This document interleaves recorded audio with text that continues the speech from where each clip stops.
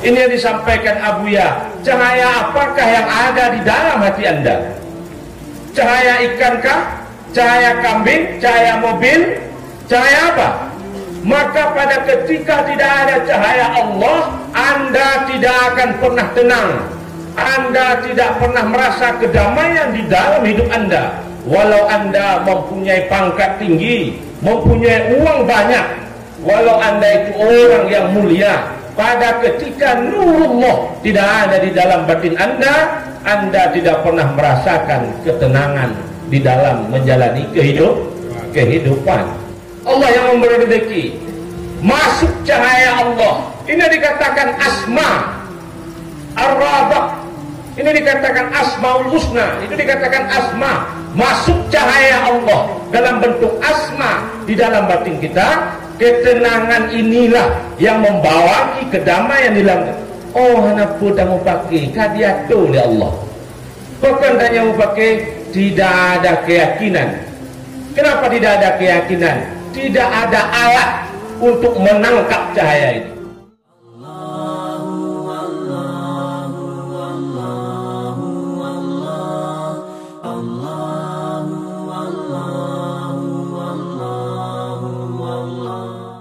Kepada Abi Yusri Wali, kamu persilakan dengan segala hormat.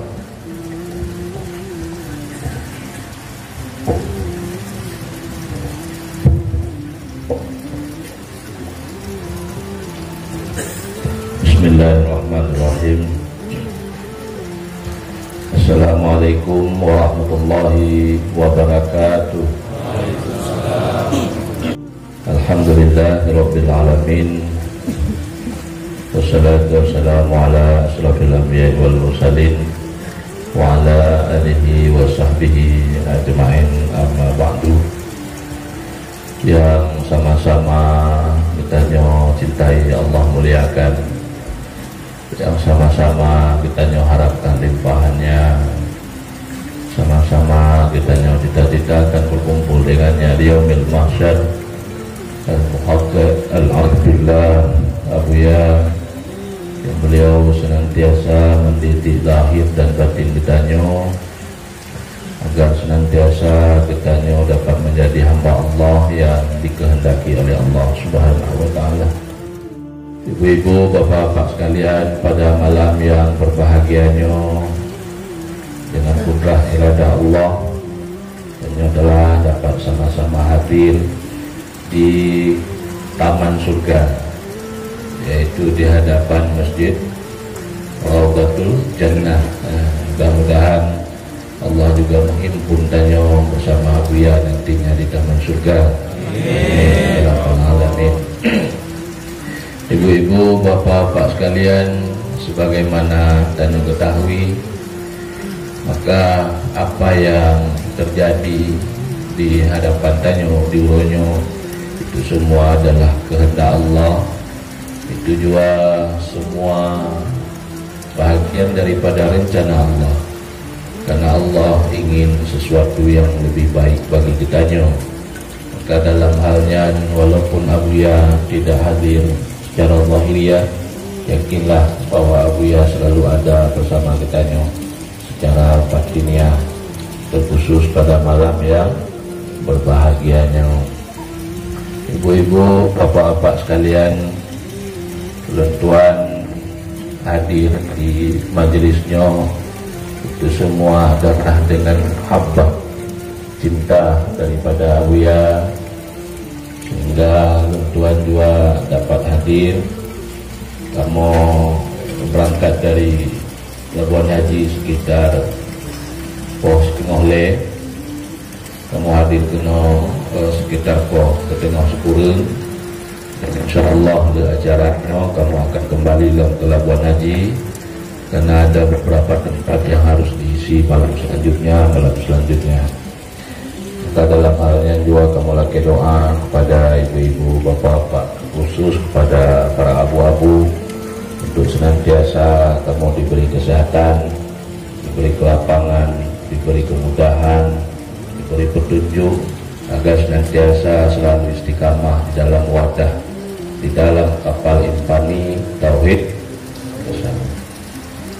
Ibu-ibu, bapak-bapak sekalian, saya juga telah banyak mendengar dari pendahulu, terkhusus saya mendengar cerahan-cerahan ilmu dari Abadi, yaitu agar senantiasa kita nyonyo, terutama jangan ragu-ragu, dan juga agar senantiasa kita nyonyo terus istiqamah mengikuti hawian, karena tanya yakin bahwa ilmunya adalah ilmu hak. Maka oleh sebabnya ibu-ibu, bapak-bapak tanya sudah berada di jalan atau di garis yang benar. Maka dalam halnya tuan sebenarnya secara pribadi katakan itu ibu-ibu, katakan itu anak trip 15 menit. Jadi tuan teringat na cerita Abu Pango ini waktu kamu na di Mangging, di Punang Kampung, di Gelanggang Bate. Jadi pegala Abu Pango ada 5 minit tu, 5 minit tu, 5 minit tu, akhirnya 2 jam sih. Jadi di rumah cara agaknya malamnya 5 minit tu, 5 minit tu, legend tu. Maka oleh sebabnya ibu-ibu, bapak-bapak sekalian, benar apa yang disampaikan oleh Ajibah Al-Husni dalam Iqadul Himam, bahwa kitanya pada malamnya adalah cinta kepada Allah di dalam batin. Karena sesuai apa yang disampaikan oleh beliau, idza kana dahiru mustaghillan bi dzikrillah wa huwa alamatu wujudi mahabbatillah fil batin. Menyotanya umpama dari segi zahir tanya berbimbang dengan berzikir kepada Allah, itu satu tanda bahwa ada mahabbah, ada cinta kepada Allah di dalam batin kita tanya. Maka dalam halnya ibu-ibu, bapak-bapak, Allah telah menanamkan mahabbah di dalam batin kitanya. Ini bukan usaha hamba, karena mahabbah itu mawahib, pemberian. Tidak ada usaha hamba di sana. Itu adalah mawahib. Allah sendiri yang menanamkan mahabbah itu sehingga kita dapat mencintai Allah. Tanya bersyukur pada malamnya, tanya adalah orang-orang yang mencintai Allah. Sebagaimana dimaklumi bahwa apa yang disampaikan oleh Ketua Radit Seribe Birun, bahwa beliau mengisahkan secara terbuka, artinya dengan tanpa dusta, ya menang kedua, ya, tanpa dusta. Jadi ulun tuan juga akan membuka dengan tanpa dusta. Jadi pakiban cara akan merumpok ubat dari tigala ubat. Ada munyo-tanyo uronyo, ibu-ibu, bapak-bapak munyo penyakit lahirnya, tanyo gundah, tanyo gelisah. Tapi munyo batuk penyakit batin, tanyo hana gundah, tanyo hana gelisah. Yang gelisah adalah Ketua Ratib Seribe Birun, dan yang paling gelisah penyakit batinnya adalah Kici Pango. Jadi sehingga terciptalah dengan perangkat-perangkat beliau, dengan panitia-panitia, ibu-ibu, bapak-bapak kampung Pangonyo, tercipta acara pada malam yang berbahagianya. Karenanya adalah salah satu cara bagaimana tanyo dapat mengobati hati kitanya. Ibu-ibu, bapak-bapak sekalian, ketahuilah pada dasarnya penyakitnya taboh nanti. Nama penyakit itu dikatakan hawa. Hawanya adalah sesuatu keinginan selain Allah, itu dikatakan hawa. Maka hawanya kira-kira popo di tapio. Nyo tuan mulai po 12. Bagaimana? Siap ah? Itu nak tanda lagi nyo munyo kamek mo ente tak biho yo. Jadi hawanya ada dua model. Ada hawa yang berkaitan kepada nafsu, ada hawa yang berkaitan kepada kalbu. Hawa yang berkaitan kepada nafsu itu efeknya kepada jasmaniyah. Kalau hawa yang berkaitan kepada kalbu, efeknya itu dalam bentuk batiniyah.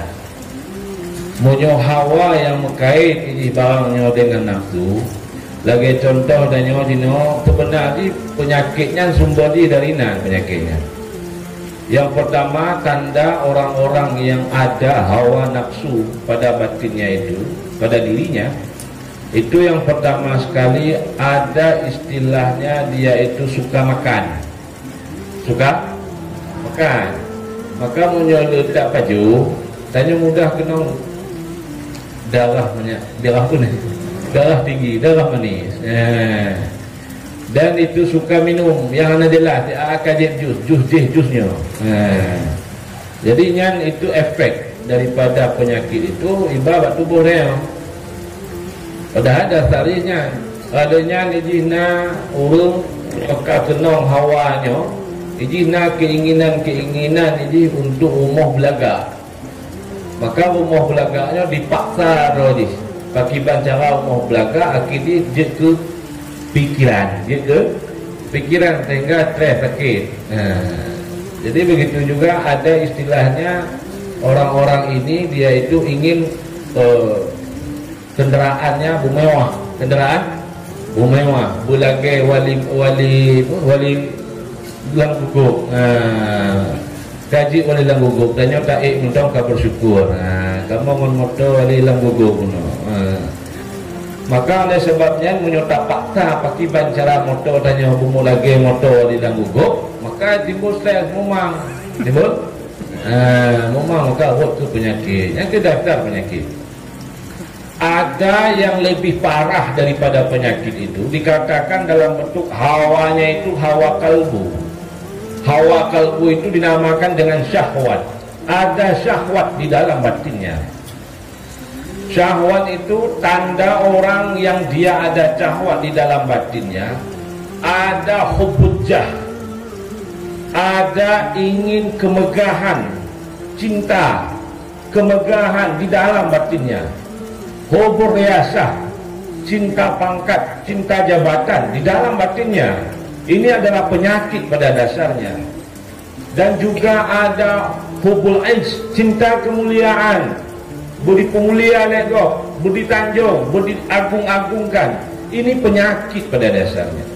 Maka mengobati hawa nafsu mudah. Karena mengobati hawa nafsu itu bisa dengan ikhtiar hamba. Tapi mengobati syahwat ini tidak dengan ikhtiar hamba.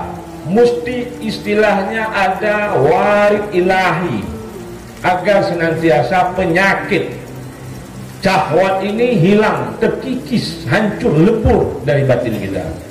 Maka ini adalah salah satu yang dikaji oleh Aulia di dalam majelis pengkajian tauhid tasawuf. Maka oleh sebabnya ibu-ibu, bapak-bapak sekalian, orang yang ada syahwat di dalam hatinya terjadi dua perkara. Yang pertama terjadi dari amal yang mustarak disebabkan ada syahwat. Amal yang mustarak maksudnya pekerjaan-pekerjaannya itu mustarak, bersyarikat, berkongsi. Yang dimaksud adalah bercampur dengan keuntungan, hudud. Ada hudud ini yang kembali dalam bentuk duniawiyah, ada hudud ini yang kembali dalam bentuk ukhrawiyah. Orang yang amalnya mustarak, yang kembali dalam bentuk duniawiyah, nyo lonjak untuk kadang alih sakit ulelun pulih, baku lonjak meratik malamnya. Nyo kadang untuk umpama haji munyo hana tajak untuk hana mangat kaju-aju guyujak umpama haji lewali payah tajak, atau nyo munyo lonjak untuk kadang leh nak kupinan baku lonjak. Ini hudud yang berkaitan dalam bentuk dun. Ada hudud ini yang berkaitan dalam bentuk ukhrawiyah. Orang ini dia menginginkan sesuatu selain Allah. Karena orang yang dia amalannya mustarak dalam bentuk ukhrawiyah, baku lonjak rakyat terbaik, kadang untuk matenan dalam kalimah la ilaha illallah, kadang untuk pampun de calon Allah. kadang untuk pulih hati nur. Ini yang berkaitan dengan yang disampaikan oleh Abad Timur, bukan lillahi ta'ala, tapi lil jannah, bukan karena Allah. Kenapa? Karena amal yang mustarak ini terjadi daripada kalbul yang mustarak, hatinya itu bercampur. Dari apa bercampur? Ada hubus siwa, ada cinta selain Allah di dalam batinnya, maka dia tidak pernah merasakan kelazatan mahabbah, cinta Allah. Maka yang dicari itu bukan Allah, tapi yang dicari itu adalah siwa Allah, selain Allah. Ibu-ibu, bapak-bapak sekalian, inilah yang akan diobati. Bagaimana jalan mengobati ini agar senantiasa kita nyuronyo bekle terjadi gundah gulana. Tanyo uronyo ibu-ibu bertopeng, ataupun tanyo bertopeng, tanyo malamnya gundah tapi hanya dapat diwagok. Gundah di atas dosa, seolah-olah Allah tidak mengampuninya. Tanya uronyo gundah di atas kehidupan dunia, seolah-olah Allah tidak mampu mengatur kehidupan kita. Tiada jalan lain untuk mendapatkan ketenangan ini melainkan zikrullah. Karena ini yang disampaikan Ajibah Al-Husni di dalam Ikadul Himam yang mengatakan akmal. Ada a'damul akmal, pekerjaan yang paling besar. Tujidu samratuha, yang menghasilkan buah. Ajalan wa ajalan, baik secara dia itu disegerakan atau ditempokan, maka yang menghasilkan buah itu wahuwa zikrullah. Apa yang menghasilkan buah daripada zikrullah itu? Adalah nurullah.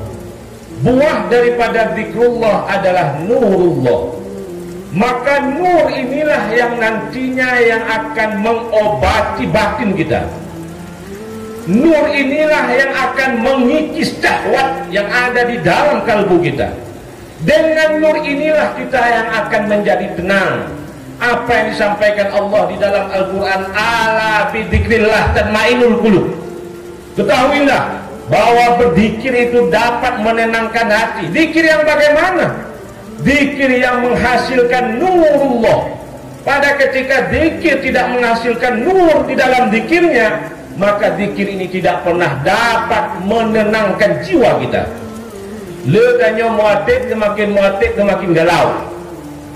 Namun kalau bergabung dengan PTT, kalau bergabung dengan TTB, kali mungkin, tapi penyakit dalam pulih. Kalau mata lagi tot, tundek lagi tot, kesombongan semakin menebal. Kenapa?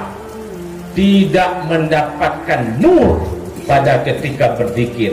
Bukan Allah yang diingat, tapi dia mengingat siwa Allah. Tidak pernah hadir Allah di dalam menyebutkan asma Allah. Maka inilah yang akan dikaji, bagaimana caranya supaya kita membuahkan nur pada ketika kita berzikir pada malam yang berbahagianya. Ibu-ibu, bapak-bapak sekalian, juga disampaikan yang sebenarnya yang dapat menenangkan kita itu nur. Nur itu yang dapat menenangkan. Seakan nur qulubahum, menenangkan oleh nur akan hati-hati mereka itu. Nur itu yang dapat menenangkan. Nur apa itu? Dikatakan nurullah. Pada ketika ada cahaya Allah di dalam batin kita, cahaya Allah inilah yang dapat menenangkan kita. Cahaya inilah yang dapat menghancurkan cahaya selain cahaya Allah. Ini yang disampaikan Abuya. Cahaya apakah yang ada di dalam hati Anda? Cahaya ikankah? Cahaya kambing? Cahaya mobil? Cahaya apa? Maka pada ketika tidak ada cahaya Allah, Anda tidak akan pernah tenang. Anda tidak pernah merasa kedamaian di dalam hidup Anda. Walau Anda mempunyai pangkat tinggi, mempunyai uang banyak, walau Anda itu orang yang mulia, pada ketika nurullah tidak ada di dalam batin Anda, Anda tidak pernah merasakan ketenangan di dalam menjalani kehidupan. Kapan kita tahu ketenangan itu ada? Pada ketika kita terlihat cahaya Allah. Apa yang dimaksud Abuya itu cahaya Allah? Sifat jamal dan sifat jalal. Inilah cahaya Allah. Cahaya Allah yang dimaksud oleh Abuya adalah sifat jalal dan sifat. Allah mempunyai sifat 4 secara global. Sifat jalal, sifat jamal, sifat kahar, dan sifat kamalah. Dari 4 digabungkan menjadi 2 secara dalam bentuk global, yaitu dalam segi sifat jamal dan dalam segi sifat jalal. Pada ketika ada sifat jalal, kita tahu bahwa Allah mempunyai sifat kudrah, iradah, ilmu, hayat, sama, basar, kalam. Pada ketika ada sifat jamal, ar-Rahman, ar-Rahim. Pada ketika kita tahu Allah itu Al-Ghafur, kita tahu Allah itu Al-Latif, terasa. Maka yang berbaur dalam bentuk rasa ini yang memperdapatnya adalah hati, karena zuk itu letaknya di hati, wujdan itu letaknya di ruh. Maka punca daripada wujdan adalah zuk, rasa yang merasakan keberadaan Allah dalam bentuk Allah punya sifat jalal. Kita tahu yang mengatur kehidupan kita adalah Allah. Kita yakin, terasa bahwa yang memberi rezeki itu Allah. Pada ketika hadir cahaya, inna cahaya, cahaya merasakan kehebatan, itu dikatakan cahaya. Pada ketika terasa Allah itu hebat, maka tidak ada lagi yang lebih hebat daripadanya. Tapi pada ketika kita terasa Allah itu bukan orang yang hebat, maka banyak orang-orang lain yang lebih hebat daripada Allah, karena kita tidak pernah merasakan kehebatan Allah. Maka oleh sebab itu, ibu-ibu, bapak-bapak sekalian, wate tanya yakin rezekinya Allah yang jauh. Oh, Allah yang jauh, karena tanya yakin Allah itu Ar-Razzaq, Allah yang memberi rezeki. Masuk cahaya Allah, ini dikatakan asma Ar-Razzaq, ini dikatakan Asmaul Husna, itu dikatakan asma. Masuk cahaya Allah dalam bentuk asma di dalam batin kita. Ketenangan inilah yang membawa kedamaian di dalam. Oh, kenapa tak mau pakai kadiatul ya Allah? Bukan tanya mau pakai, tidak ada keyakinan. Kenapa tidak ada keyakinan? Tidak ada alat untuk menangkap cahaya ini. Apa alatnya? Dikatakan basirah. Basirah inilah alat untuk dapat menangkap nurullah. Maka basirah ini dikatakan dalam bentuk, ada istilahnya basirah ini tingkatannya tingkatan awam. Karena basirah yang dimaksud oleh Abuya dalam Manazilus Sairin ini adalah akal. Akal yang dapat petunjuk iman. Maknanya akal ini telah bercahaya dengan cahaya iman. Ini dikatakan akal yang terpetunjuk. Pada ketika keimanan, keyakinan kita kuat kepada Allah, maka cahaya asma Allah akan masuk di dalam batin kita. Dengan sendirinya kita dapat menjalani kehidupan dengan inilah yang dirasakan oleh ketua Ratib Sri Babilin ya, oleh ya. Ya dok. Oh betul ya. Ibu-ibu, bapak-bapak sekalian, nyan golong tong lebut baru mukat dimah.